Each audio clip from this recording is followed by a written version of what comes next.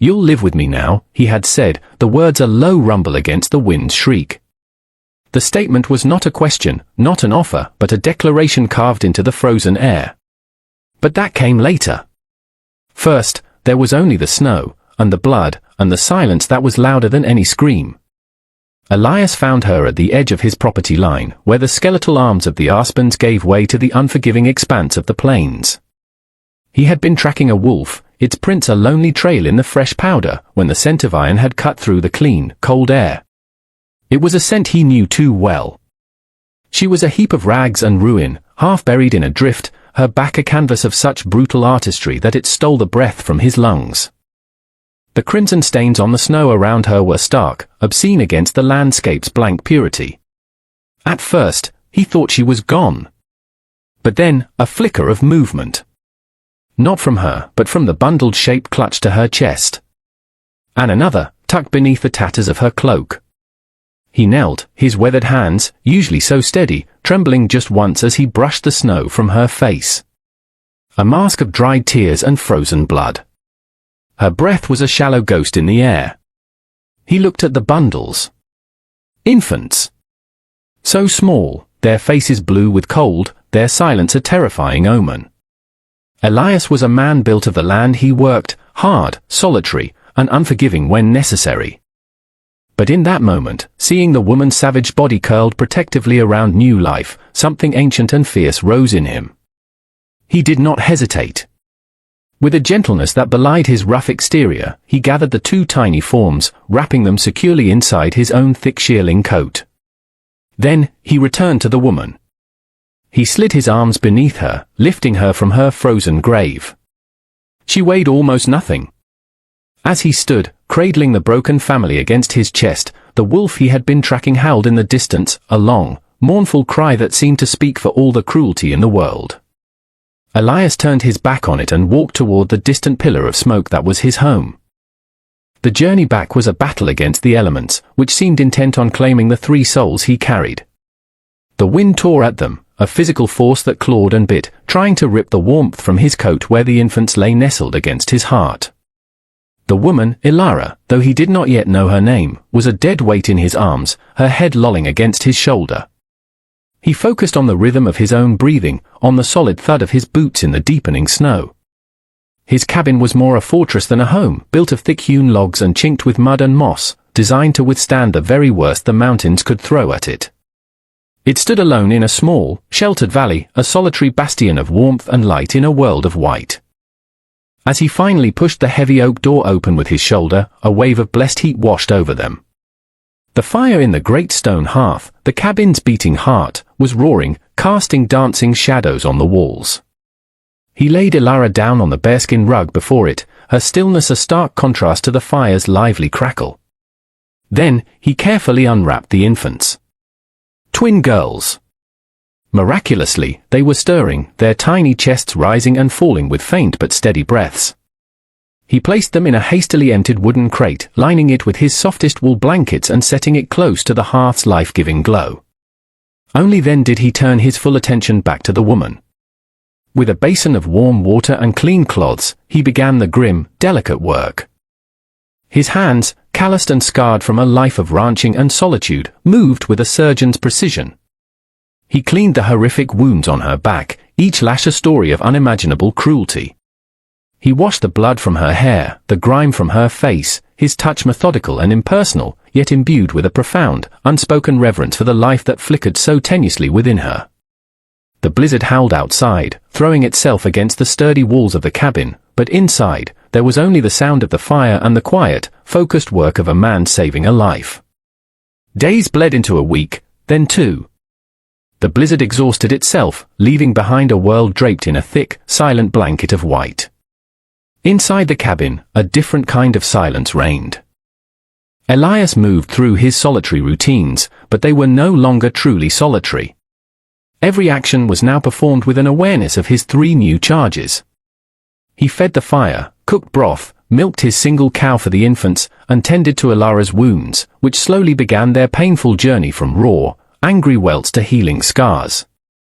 Ilara herself remained adrift in a sea of fever and pain, her consciousness a fragile raft tossing on the waves. In her brief moments of lucidity, she would see him, a large, quiet shape moving in the firelight. She saw his hands, rough and powerful, gently feeding her daughters with a dropper. She saw him sitting in his chair late at night, his rifle across his lap, watching the door as if expecting monsters to burst from the snow. He never spoke to her, not then. There were no words of comfort, no questions about her past. His care was a language all its own, spoken through the steady supply of firewood, the warm milk for her babies, the clean bandages on her back. One afternoon, she woke to find him sitting by her cot, meticulously carving a piece of pine. He was shaping it into a bird, its wings outstretched in flight. He did not look at her, but he must have sensed her gaze, for his hand stilled for a moment. Her throat was a desert, her lips cracked and dry. She tried to form a word, a sound, anything. A dry, rasping noise was all that came out. He set down his carving, rose, and brought her a cup of water, lifting her head with one hand so she could drink. The cool liquid was a blessing. "Thank you," she whispered, the words barely audible, yet they echoed in the quiet room like a shout. He simply nodded, his expression unreadable, and returned to his chair. But a connection had been made, a single thread spun in the vast silence. As winter held its icy grip on the valley, Elara's strength slowly returned. The fever broke, and the world solidified around her. She began to sit up, then to stand, her legs trembling beneath her. She watched Elias, studying the quiet economy of his movements, the deep solitude that clung to him like a second skin. He gave her space, a wide berth of silence and respect that was more healing than any medicine. He had made a second small cot and placed her daughters beside her, allowing her to be their mother again.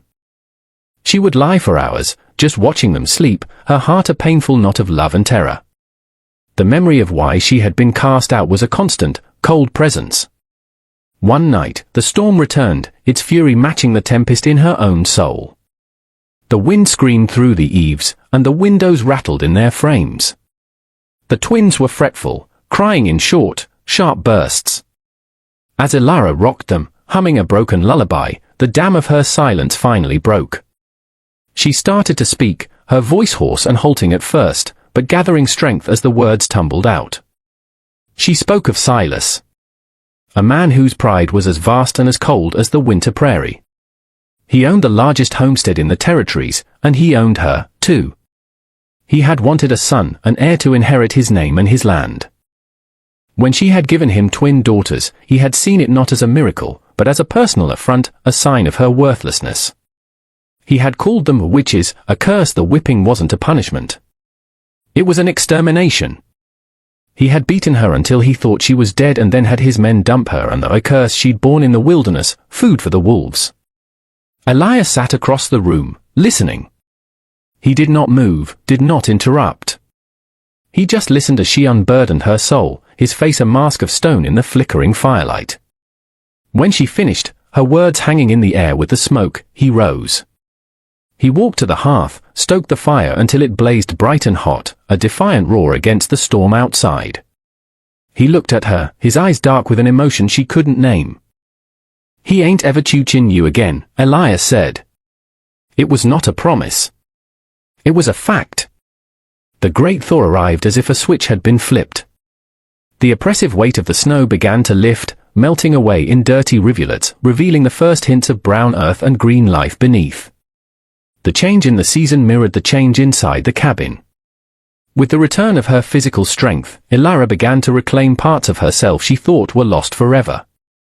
She started by mending Elias's worn wool shirt, her stitches small and neat, an act of quiet gratitude. She took over the cooking, filling the small space with the scent of baking bread and savory stews, transforming the masculine austerity of the cabin into something softer, something more like a home. She would sing to her daughters, her voice growing stronger and clearer each day, the lullabies weaving themselves into the fabric of their new life. One evening, Elias presented her with the two small birds he had been carving. They were sanded smooth as river stones, their wooden grain catching the light. He had drilled tiny holes in them and threaded them with leather cords. He hung one over each of the twins' cots, where they twisted gently in the warm air from the hearth. It was a gift of immense significance, a silent acknowledgement that these children were not a curse, but a treasure. He had carved them a place in his world. Their life fell into a simple, peaceful rhythm. The days were filled with the shared work of survival, tending the small garden Elara had planted, milking the cow, chopping wood for the seasons to come. Words remained scarce between them, but their absence was no longer a void. It was a comfortable, shared understanding. Their bond was not forged in conversation, but in the quiet moments, the way he'd leave a wildflower on the table for her, the way she'd have a hot meal waiting when he came in from the fields. The sanctuary was becoming a home, and its two lonely guardians were, ever so slowly, becoming a family. The arrival of Jedediah shattered the peace.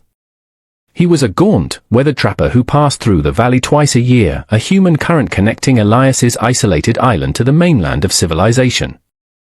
He appeared one afternoon, his mule laden with furs, his face grim. Elias greeted him with a silent nod and a mug of coffee. They sat at the table while Elara busied herself on the other side of the room, a knot of apprehension tightening in her stomach. Strangers were a threat. Saw a man down in settlement, Elias, Jedediah said, his voice low and urgent. Name of Silas. Rich man. Big landholder. Elara froze, her back to them, her knuckles white where she gripped the edge of the counter. He's been asking questions, Jedediah continued, oblivious to her reaction. Telling a sad story. About his poor, sick wife who got confused in the head. Wandered off into a blizzard. Stole his two precious babies with her. He's off errands the reward. A big one. For any news of her or the infants, Elias's posture did not change, but Elara could feel the sudden, dangerous stillness that fell over him. He was a mountain, unmovable, but she knew even mountains could erupt. Heard some men talking about heading up this way, the trapper added, finally lowering his voice to a near whisper. He described her. And the fact she had twins. It ain't a hard trail to follow for a man with enough money to pay for trackers. He's a man who don't like to lose what's his, Elias. You need to be careful. Jedediah downed the rest of his coffee, laid a small parcel of salt and sugar on the table as payment for the hospitality, and was gone as quickly as he had come. The silence he left behind was heavy, poisoned. The past was no longer a ghost, it was a hunting party, and it was on its way. The peace of the valley was gone, replaced by a thrumming, silent tension. The sun seemed less warm, the birdsong somehow muted. Elias never spoke of Jedediah's warning, but it lived in his every action. The next morning, Elara watched from the window as he walked the perimeter of his land, his stride long and purposeful. He wasn't just checking fences, he was studying the land as a battlefield. He spent the afternoon cleaning his rifle, the metallic clicks and scrapes echoing the tight, mechanical rhythm of Elara's own heart. He reinforced the bar on the cabin door and boarded up the small back window, plunging the room into a deeper gloom.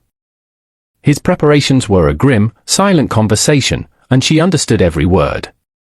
Fear, cold and familiar, tried to coil around her throat. She looked at her daughters, sleeping peacefully in their cots, their faces serene and trusting. They were the center of this new world, the reason the sun rose and the fire burned.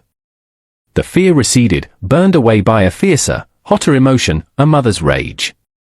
She would not be a victim again.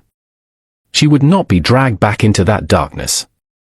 She watched Elias, his powerful hands checking the edge of his axe, and a new resolve hardened within her.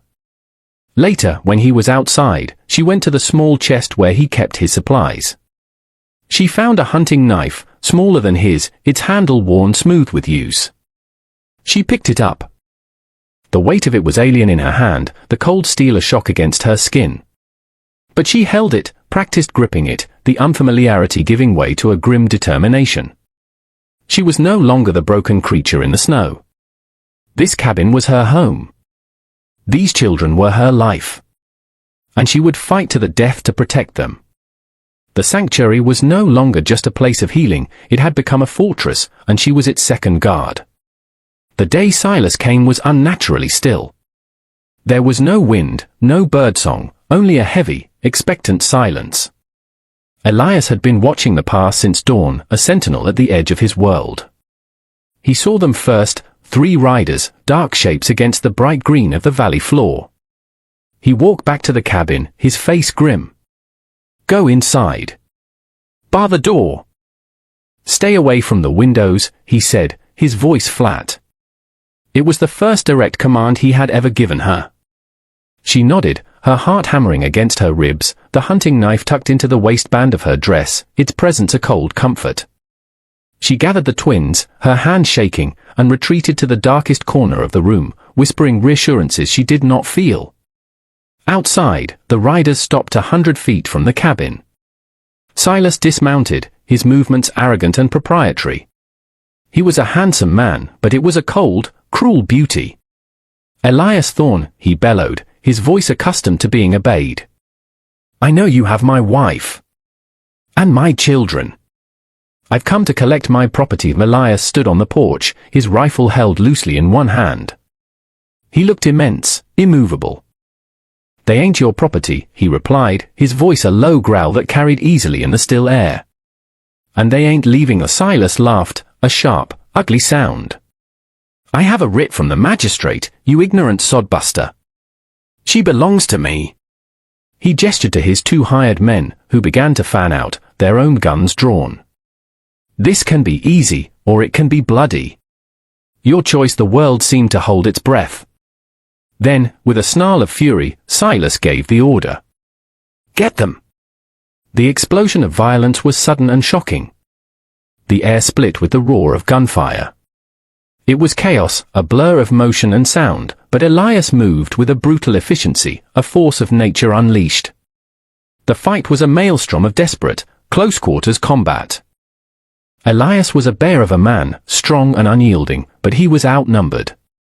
He took down one of Silas's men with a single, disabling shot to the leg, but the other one was on him, a flash of steel and grunting fury. They crashed to the ground, a tangle of limbs and raw violence. From inside, Ilara could hear the grunts, the sickening thud of fists on flesh.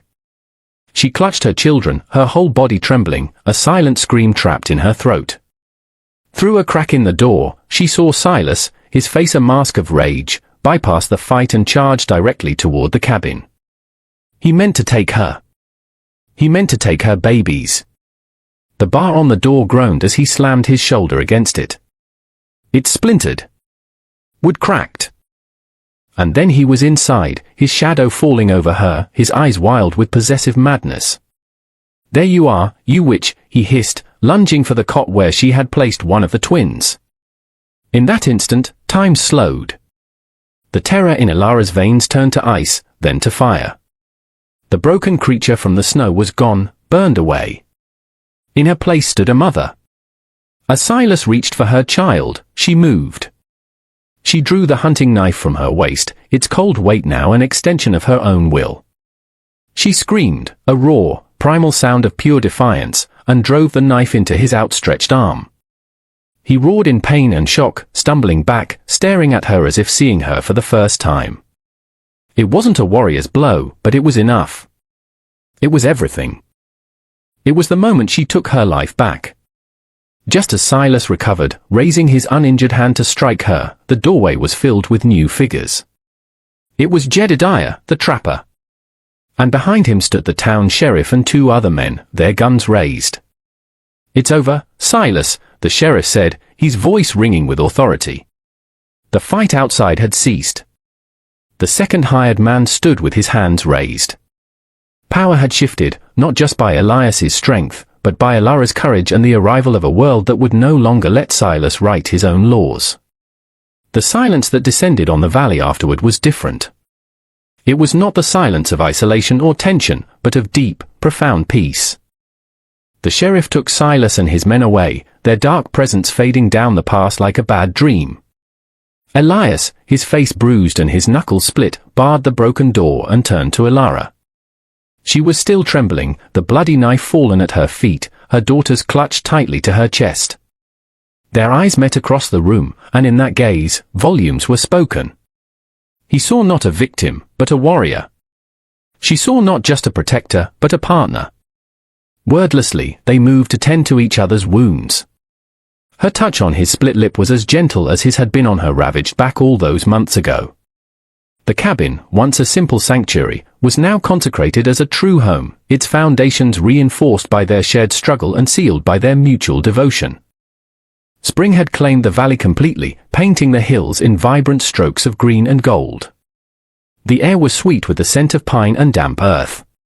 They worked together to repair the door, their hands often brushing, their quiet rhythm restored but forever changed, deepened. A few weeks later, as the sun set, painting the sky in hues of orange and rose, Elias stood with Elara on the porch. The twins cooed in a cradle he had built, a sturdy, beautiful thing made of polished oak. He reached out and took her hand. His calloused fingers intertwined with hers, a perfect fit. "You'll live with me now," he said again. The words were the same as the ones spoken in the snowstorm, but their meaning had transformed. It was no longer a declaration of rescue, but a question, an offer, an invitation to build a life together. Elara looked at his strong, kind face, at the home they had defended, at the children who were their future. She squeezed his hand. "Yes," she said, her voice clear and strong. "We'll live here now." This story is a testament to the quiet strength that resides in the human heart, and the unyielding power of hope to take root in even the most brutalized ground. It speaks to the idea that family is not always the one we are born into, but the one we build through acts of courage, kindness, and unwavering protection. Elara's journey from a near-dead victim to a fierce defender of her own life shows us that our deepest wounds do not have to define our future. And in Elias, we see that a home is not merely four walls and a roof, but a space of safety and acceptance carved out by a gentle heart. Their love story wasn't written in poems or flowery speeches, it was written in shared silence, intended wounds, and in the mutual promise to stand against the darkness together. If this story of survival, resilience, and the quiet building of a new life moved you, let us know in the comments below. Your own stories of overcoming hardship are a source of inspiration for our entire community. Don't forget to subscribe to our channel for more emotional and inspirational stories that explore the depths of the human spirit. And please, tap that notification bell so you never miss a moment of hope. Thank you for watching.